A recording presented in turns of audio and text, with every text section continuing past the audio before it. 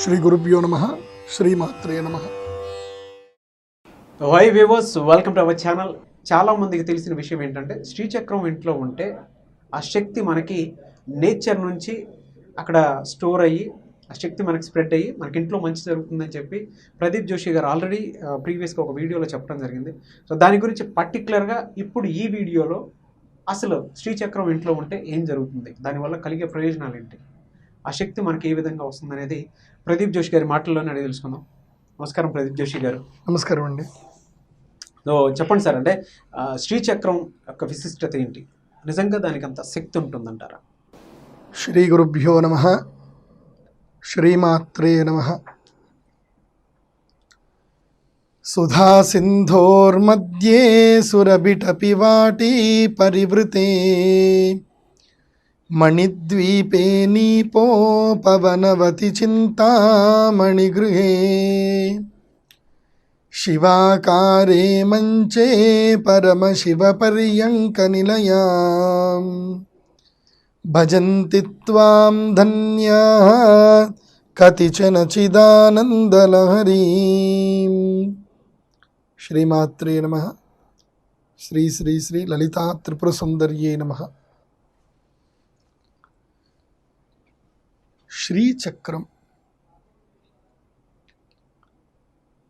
సమస్తమైనటువంటి యంత్రరాజములలో అత్యంత ఉత్కృష్టమైనటువంటిది, మొట్టమొదటిది, చాలా శ్రేష్టమైనది, ఆద్యంతము లేనిది, సమస్త సృష్టి రహస్యాలన్నీ దాగి ఉన్నటువంటిది, అమ్మవారి యొక్క సమస్తమైన శక్తులన్నిటి కూడా ప్రతిరూపము, ఈ సృష్టికి మూల రూపమైనటువంటి ఓంకారానికి, అంటే ఓంకారం అనేటువంటి ప్రణవనాదానికి, శబ్దానికి ఒక రూపము శ్రీచక్రం. సూర్యుని యందు వస్తున్నటువంటి యొక్క శబ్దానికి రూపము ఓంకారము, ఆ ఓంకార తత్వానికి తత్వస్వరూపము శ్రీచక్రం. శ్రీచక్రం గురించి ఎంత చెప్పినా సరే ఒక్క మనిషి జన్మ సరిపోదు, 100 జన్మలు సరిపోవు. శ్రీచక్రం గురించి రీసెర్చ్ చేస్తూనే వెళ్ళినా దాని తత్వాన్ని పూర్తిగా అర్థం చేసుకోవడం ఎవరి వల్లనూ కాదు. ఒక్క నా వల్ల కాదు, నేను చెప్తున్నది మనుషుల వల్ల కూడా కాదు, బ్రహ్మాది దేవతలకు కూడా కుదరదు అని చెప్పి లలితా సహస్రనామంలో చెప్పబడింది. సౌందర్యలహరి చాలా అద్భుతమైనటువంటి తత్వ జ్ఞానం ఉన్నటువంటిది సౌందర్యలహరి.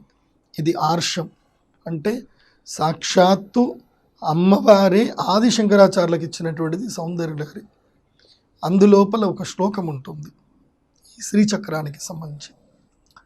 చతుర్భిః శ్రీకంఠైః శివయువతిభిః పంచభిరపి ప్రభిన్నాభిః శంభోః నవభిరపి మూల ప్రకృతిభిః చతుశ్చత్వారింశత్ వసుదళకళా శక్తివలయా త్రిరేకాభిః సార్ధం తవ శరణకోణాః పరిణతాః.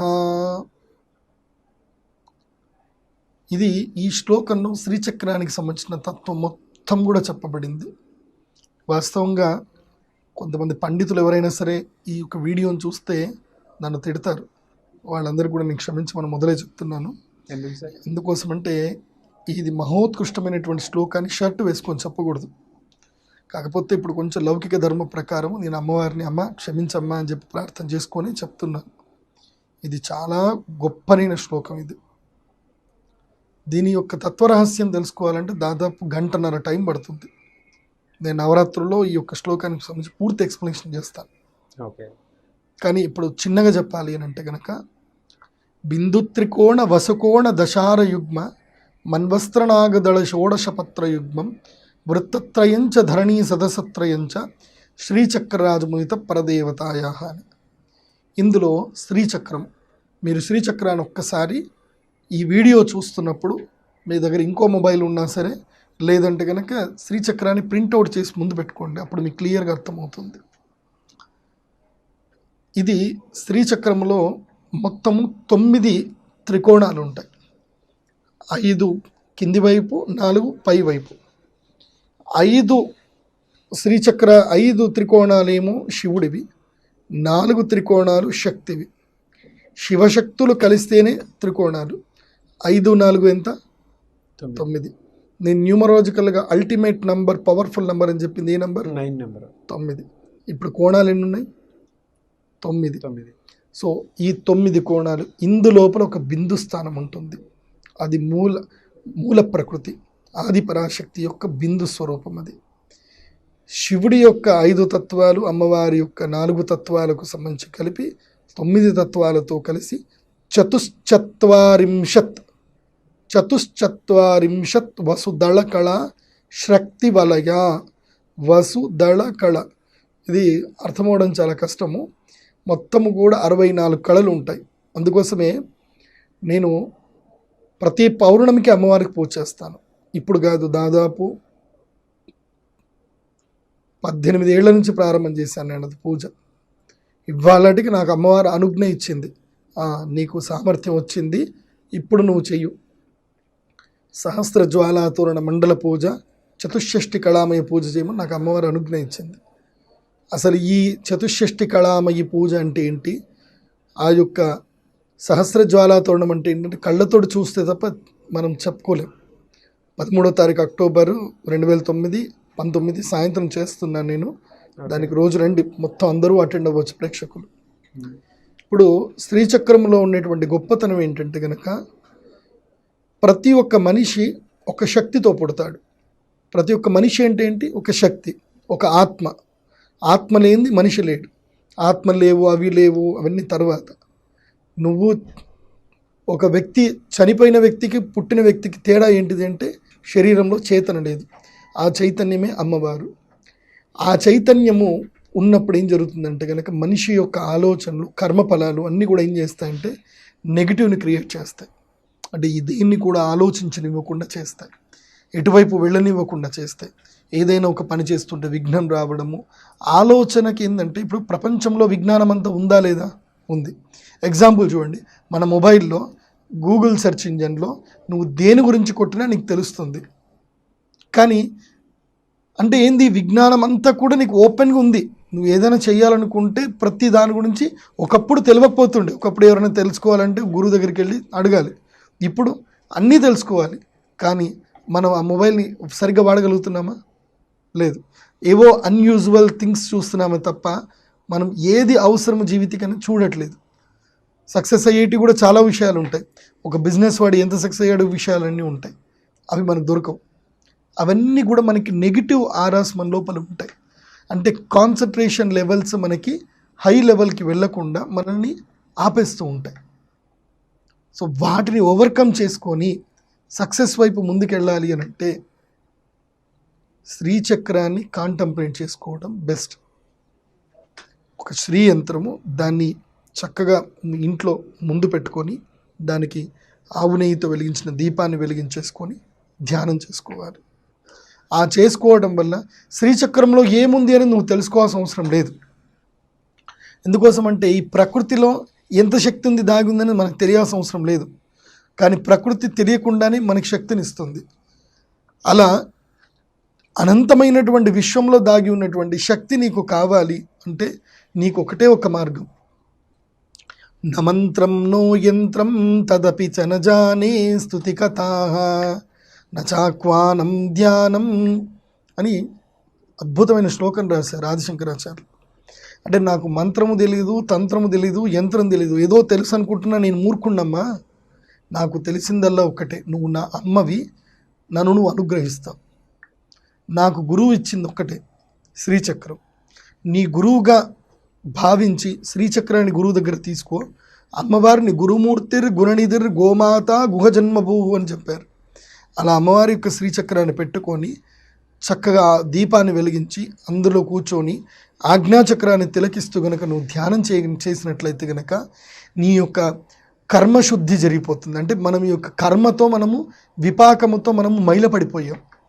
అది చేయడం వల్ల ఏంటంటే అమ్మవారి యొక్క శక్తి మన యందు వస్తూ మన యందు ఉన్నటువంటి యొక్క పాపకర్మ విపంకులు ఏవైతే ఉన్నాయో అవి మెల్లిమెల్లిగా అన్నీ దూరం అవుతూ ఉంటాయి. జ్ఞానం కలుగుతుంది. అప్పుడు అద్భుతమైన శక్తి కలుగుతుంది. శక్తి సృష్టిలో నుంచి నీకు రావాలి అని అంటే నీకు ఒక మీడియం కావాలి. అదే శ్రీచక్రం. శ్రీచక్రము లేనిది ఉపాసన ఎన్నడూ కూడా సిద్ధించదు అని శాస్త్రంలోనే చెప్పారు. శ్రీ విద్య ఉపాసనకు సంబంధించిన తంత్ర విద్యలో చెప్పారు. శ్రీచక్రం లేకుండా ఉపాసన చేస్తే నిరర్థకం. శ్రీచక్రాన్ని నువ్వు కాంటంప్లేట్ చేసుకోవాలి, రచన చేసుకోవాలి, భూర్జపత్రం మీద రాసుకోవాలి. మినిమం భూర్జపత్రం, రెండవది రాగి పత్రం, మూడవది వెండి, నాలుగవది బంగారం, ఐదవది స్ఫటికం. స్ఫటికం చాలా ఉన్నతమైంది. శ్రీచక్రం స్ఫటికంలో చాలా శక్తి ఉంటుంది శ్రీచక్రానికి. ఎక్కడ అంటే ఇవి ఎక్కడ దొరుకుతాయి సార్? శ్రీచక్రము మీకు ఎక్కడైనా సరే గూగుల్లో, అమెజాన్లో కొట్టినా మీకు దొరికిపోతుంది. బట్ శ్రీచక్రం ఫార్ములా తెలిసిన వాళ్ళ దగ్గరనే తీసుకోవాలి. ఎక్కడ పడితే అక్కడ తీసుకుంటే వేస్ట్. ఫార్ములా తెలియాలి. ఎలా అంటే ఎలాంటి ఫార్ములా చెప్తున్నా కదా, దానికి శ్రీ విద్య తెలిసి ఉండాలి. శ్రీ విద్య తెలియని వాళ్ళ దగ్గర తీసుకుంటే అది ఎందుకు ఉపయోగపడదు. ఇంకొకటి, చాలామందికి ఒక అపోహ ఏంటంటే శ్రీచక్రం ఇంట్లో పెట్టుకోవద్దు అనేది అపోహ ఒకటి ఉంది. ఎస్, పెట్టుకోవద్దు. ఏవి పెట్టుకోవద్దు? నిర్బీజాక్షర శ్రీ యంత్రాలు, అంటే బీజాక్షరము లేని శ్రీ యంత్రాలు, అదేవిధంగా మేరు శ్రీచక్ర యంత్రాలు, అంటే పొడువుగా ఉంటాయి, పర్వతాకారంలో ఉంటాయి. ఆ శ్రీచక్రాలు ఇంట్లో పెట్టుకోవడానికి పనికిరావు. ఇంట్లో కాదు, ఎక్కడ కూడా వాటికి నిత్య పూజలు లేనిది పెట్టుకోవడానికి పనికిరాదు. మనకి శ్రీ విద్య తంత్రం ఉండాలి. ఆ ఉన్నప్పుడు మాత్రమే అవి మనకి ఉపయోగపడతాయి. ఎందుకు ఈ నిర్బీజాక్షరము సబీజాక్షరం అనే భేదాలు ఎట్లా వస్తాయంటే, నిర్బీజము అంటే ఏంటి? అక్కడ నువ్వు ఏదైనా కాంటంప్లేట్ చేయొచ్చు. అంటే ఎవరైనా నెగిటివ్ కాంటంప్లేట్ ఎక్కువ చేస్తే అది నెగిటివ్ ఎఫెక్ట్ ఇచ్చేస్తుంది. నువ్వు పాజిటివ్ కాంటంప్లేట్ చేస్తే పాజిటివ్ ఇస్తుంది. But it's not sticky. దానికి ఒక కమాండ్ అనేది ఉండదు. It works like a simple robot. Remote ఎవరి చేతికి వెళ్తే అది పని. బట్ సబీజాక్షర శ్రీచక్రాలు ఏవైతే ఉంటాయో అవి అద్భుతమైనవి. ఎక్కడ దొరుకుతాయి సార్ అవి నేను ఫార్ములా చేస్తాను. అవి ఆ ఫార్ములా నా దగ్గర ఉంటుంది. కాపీ రైట్ కూడా మా దగ్గరే ఉంటుంది. వేరే ఎవరి దగ్గర కాపీ రైట్ ఉండదు. అది we have that only that copy rights. మేమే దాన్ని తయారు చేస్తాం. నా దగ్గర శ్రీచక్రానికి సంబంధించిన ఫార్ములాస్ దాదాపు 1800కు పైన ఉన్నాయి. శ్రీచక్రం ఫార్ములాస్, అన్ని రకాల యంత్ర ఫార్ములాస్ ఉంటాయి. సో మాకు పేటెంట్ రైట్స్ ఉన్నాయి, కాపీ రైట్స్ ఉన్నాయి, ప్లస్ మాకు సొంత ఫ్యాక్టరీ ఉంది. మేమందరికీ చాలా తక్కువగా, అనుకూలంగా, పర్ఫెక్ట్గా చేసేస్తాం. జనరల్గా అడుగుతున్నాను. శ్రీచక్రం ఒక అద్భుతమైనటువంటి శక్తి యంత్రం. అది ఎవరు పడితే వారికి తయారు చేయడానికి కుదరదు. దాని ఫార్ములాను తయారు చేసుకోవాలి, దాన్ని సిద్ధి చేసుకోవాలి. సిద్ధి కలగనంతసేపు ఆ ఫార్ములా ఎందుకు ఉపయోగపడదు? ఎందుకోసం అంటే, నువ్వు వేరే వారికి ఇవ్వాలి అని అంటే మొదలు నీ దగ్గర ఉండాలి కదా. నీ దగ్గర లేనిది నువ్వు వేరే వాళ్ళకి ఇవ్వలేవు కదా. సో నీదైన వస్తువుని ఇంకోళ్ళకి ఇవ్వగలుగుతావు. సో ఆ ఫార్ములా ఉండాలి, దానికి సంబంధించిన సిద్ధి ఉండాలి. ఆ సిద్ధిని శక్తి నిక్షిప్తం చేస్తే అప్పుడు అది శ్రీచక్ర యంత్రం అవుతుంది. ఆ శ్రీచక్ర యంత్రము మా దగ్గరనే ఉంటాయి. అది కేవలము నేను పర్టికులర్ టైంలోనే ఇస్తాను. ఎప్పుడు పడితే అప్పుడు గురుగారు నాకు శ్రీయంత్రం కావాలండి అని వస్తే వెళ్ళిపోండి అని చెప్తాను. I don't give. ఓకే. ఎందుకోసం అంటే ఈ సృష్టిలో ఒక సమయం అనేది వస్తుంది, ఒక అద్భుతమైన సమయం వస్తుంది. ఆ సమయం నిక్షిప్తం అవుతుంది. ఇప్పుడు ఉదాహరణకి అది కేవలము అమావాస్య, పౌర్ణమి, పర్వదినాలని కొన్ని వస్తాయి. కొన్ని నక్షత్ర తిథులు కాంబినేషన్లో వస్తాయి. అప్పుడు మాత్రమే ఇస్తుంది. దానికి ఏం చెప్పారు అంటే, భౌమావాస్యాం నిశామగ్రే చంద్రే శతభిషాంగతే విలిఖ్య ప్రపటే స్తోత్రం సభవేత్ సంపదాం పదాం. ఈ శ్లోకాలు చదవకూడదు అసలు, చేటేసుకొని. బట్ క్షమించాలి. జగదంబ జగదంబ జగదంబ అంటే మంగళవారం రోజున అమావాస్య వచ్చి ఆ రోజు శతభిష నక్షత్రం వచ్చిన రోజున భూర్జపత్రం మీద నువ్వు ఏదైనా శ్లోకాన్ని, అమ్మవారి శ్లోకాన్ని కనుక 108 సార్లు కనుక రాసినట్లయితే కనుక అది నీకు సిద్ధి పొందుతుంది. నువ్వు అనుకున్నది జరిగిపోతుంది. ఓకే. మీ దగ్గర నుంచి అవి తీసుకోవాలంటే ఎలాగా? నేను ఉత్సవాలు చేసినప్పుడే నన్ను కలవాలి. నేను మామూలుగా అది ఎవరికి కూడా నేను ఇవ్వను. ఉత్సవాలు చేసినప్పుడు ఏం చేస్తానంటే వాటిని సిద్ధి పెడతాను. ఉత్సవాలు అందుకోసమే శక్తి అమ్మవారు ఊరికే రమ్మంటే రాదు. అమ్మ దా వచ్చేసేయి కూర్చో అంటే రాదు. అమ్మవారు కాళికాదేవి మహాశక్తి. ఒక సెలబ్రిటీని పిలవాలంటే ప్రోటోకాల్ పాటించాలి, అవునా? మరి ఆమె ఎవరు? ఆది పరాశక్తి, లోకోత్కృష్టమైన అమ్మవారు. ఆమెను ఎలా పిలవాలి? అందరూ కలిసి సమూహంగా పిలిచి, అమ్మ ఇంత పెద్ద పూజ చేస్తున్నాము, రావమ్మ తల్లి మమ్మల్ని అనుగ్రహించమ్మా అని చెప్పి ఆమెని భక్తిపూర్వకంగా కొన్ని వేల మంది కూర్చొని ఒకే దగ్గర శక్తి నిక్షిప్తం చేసి శక్తిపాతం చేస్తే, ఇప్పుడు అందరు కలిసి, అందరూ శక్తులే కదా, అందరూ శక్తి స్వరూపులే, అప్పుడు అందరూ మేమంతా శక్తి స్వరూపమ్మ, అమ్మ రావమ్మ తల్లి అని ప్రార్థన చేస్తే అప్పుడు ఆ అమ్మవారు దిగుతుంది. మహోత్కృష్ట శక్తి వేరు, సాధారణ శక్తి వేరు. ఇప్పుడు ఒక చిన్న పిల్లవాడు చదువుకోనప్పుడు అదే పిల్లవాడు, చదువుకున్న తర్వాత అదే పిల్లవాడు. చదువుకున్నప్పుడు మాటలు వేరు, చదివిన తర్వాత మాటలు వేరు. అట్లాగే ఇట్లాంటి ఒక డౌట్ వస్తుంది, గుడిలో ఉంటారు కదా అమ్మవారు అంటారు. నేను అనేది అదే, గుడిలో ఉండే అమ్మవారు వేరు, మనం ఉత్సవాలకు పిలిచేటువంటి మహోత్కృష్ట శక్తి వేరు. ఉత్సవం వైభవానికి వస్తారు. ఉదాహరణకి ఒక సెలబ్రిటీ ఉన్నాడు, తన ఇంట్లో ఎట్లా ఉంటాడు, ఒక ప్రోగ్రాంకి వచ్చినప్పుడు ఎలా ఉంటాడు, అది ఆ ప్రోగ్రాంకి వచ్చినప్పుడు అందరి కాన్సన్ట్రేషన్ అక్కడ పడుతుంది. అలాగే మహోత్సవాలు చేసినప్పుడు మాత్రమే అమ్మ అనుగ్రహిస్తుంది, అప్పుడు శక్తి నిక్షిప్తం అవుతుంది. లేకపోతే నేను లాస్ట్ టైం మహాకుంభాభిషేకం చేశానండి, ఆ కుంభాభిషేకం యొక్క శక్తి ఏందో నాకు తెలిసింది. అప్పటి వరకు ఐఎమ్ నథింగ్ అండి, నేను ఇంకా నాకు వీవర్స్ లేరు, పెద్దగా ఏమీ లేదు. అప్పుడు మహాకుంభాభిషేకం అయిపోయింది, నాకు సెంట్రల్ నుంచి స్టేట్ లెవెల్ వరకు అందరూ పాలిటీషియన్స్ అందరూ వచ్చి నన్ను కలుస్తున్నారు. ఎలా అంటే పెద్ద పెద్ద వాళ్ళు అందరూ వచ్చి మాట్లాడుతున్నారు. ఎలా అంటే అమ్మవారి యొక్క శక్తి లేనిది ఏమీ లేదు. This is the simple body. మీ దగ్గర నుంచి అది తీసుకోవాలంటే ఎలాగా? 13వ తారీఖు అక్టోబర్ 2019 తారీఖు మహోత్సవం చేయిస్తున్నాను. ఈ ఒక్క ఉత్సవంలో మాత్రమే కేవలం 108 శ్రీచక్రాలు మాత్రమే ఉంటాయి. దాంట్లో ఆల్రెడీ 56 వెళ్ళిపోయాయి, ఇంకా మిగతా ఉన్నాయి. కానీ అవి ఎవరు కావాలనుకున్నారో తొందరగా ఫోన్ చేసుకొని బుక్ చేసుకోవడమే తప్ప, మళ్ళీ 108 అయిపోయాయి నాకు లేదు అంటే మాత్రం మళ్ళీ నేను నెక్స్ట్ పూజ చేసే వరకు వెయిట్ చేయాల్సి. అంతే. మరి ఇందాక ఏం చెప్పాను నేను? అల్టిమేట్ నంబర్ 9, 1 + 8 9, అంతే. అల్టిమేట్ ఏంటంటే 108 శ్రీచక్ర యంత్రాలు అక్కడ పెడతాము. 18 హోమకుండాలు పెడతాం చుట్టూ. 18 శక్తిపీఠాలకు 18 పురాణాలెన్ని? 18. శక్తిపీఠాలెన్ని? 18. సో 18 అంటే 1 + 8 ఎంత అవుతున్నాయి? మళ్ళీ 9. 9ని జయ సంఖ్య అంటారు. 9 హోమకుండాలు పెడుతున్నాము. ఆ 9 హోమకుండాలు ఆల్రెడీ పెద్ద పెద్ద వాళ్ళు 2 హోమకుండాలు మేము వచ్చి కూర్చుంటాం గురువుగారు అన్నారు. 4 వచ్చేస్తున్నారు, సెలబ్రిటీస్గా వస్తున్నారు. I don't disclose their name because మళ్ళీ అక్కడ పెద్ద గందరగోళం అయిపోతుంది ఆ సెలబ్రిటీ వస్తున్నారు అనేసరికి. సో ఇంకా హోమకుండాలు కూడా ఉన్నాయి. హోమకుండాల మీద కూర్చోవాలంటే 18,000 కాదు, ఇంకా ఎక్స్ట్రా పే చేయాలి. సో ఇది దీనికి అయితే 18,000 ఓన్లీ ఫర్ శ్రీచక్రం. మళ్ళీ దానికి కలశము కావాలి, అమ్మవారి యొక్క వస్త్రాలు కావాలి. అవి అంటే కనుక they would have to pay 21,000 rupees. మళ్ళీ దీనివల్ల ఇంకోటి విషయం వస్తుంది, ఇదంతా తీసుకొని డబ్బులు బిజినెస్ చేస్తున్నాడని. అమ్మవారి యొక్క దేవస్థానం డెవలప్ చేయడానికి, మళ్ళీ ఉత్సవాలు చేయడానికి. బికాజ్ ఉత్సవాలు చేసుకుంటూ ముందుకెళ్ళడమే, ఆగడం అనేది ఉండదు. ఇంకా ఇప్పుడు ఈ ఉత్సవం చేశాము, ఇందులోపల ఫండ్స్ వచ్చాయి, మళ్ళీ ఇంకో ఊర్లో వెళ్ళి చేస్తాం, వాళ్ళు అక్కడ ఇస్తారు, ఇంకో ఊర్లో వెళ్ళి చేస్తాం. ఇలాగే ఉత్సవాలు చేస్తూ వెళ్ళాలి. ఇక్కడ ఉత్సవాలు చేసి అయిపోయిందని చేతులు ఎత్తేస్తే కాదు. అది అమ్మవారు ఉత్సవ ప్రియ. ఆమెకి ఉత్సవాలు చేస్తే అమ్మవారికి పూనకం వచ్చేస్తుంది, మహాప్రీతి. ఎందుకోసమంటే ఒక మామూలు వ్యక్తి వస్తుంటేనే, చిన్న ర్యాలీ చేస్తేనే మురిసిపోతాడు ఆయన, ఒక ప్రధానమంత్రి, ఒక ముఖ్యమంత్రి. అలాంటిది అమ్మవారికి ఏనుగు మీద ఊరేగింపు చేస్తే, అమ్మవారు గజలక్ష్మి అండి, గజలక్ష్మి. ఆ అమ్మ శక్తి ఏంటి, మహోత్కృష్టమైన శక్తి అమ్మవారు. గజము సమస్తమైన జంతువుల్లో అత్యంత బలిష్టమైనటువంటి జంతువు ఏది అని అంటే గనక, బుద్ధి బలము బలిష్టమైన జంతువు ఏనుగు.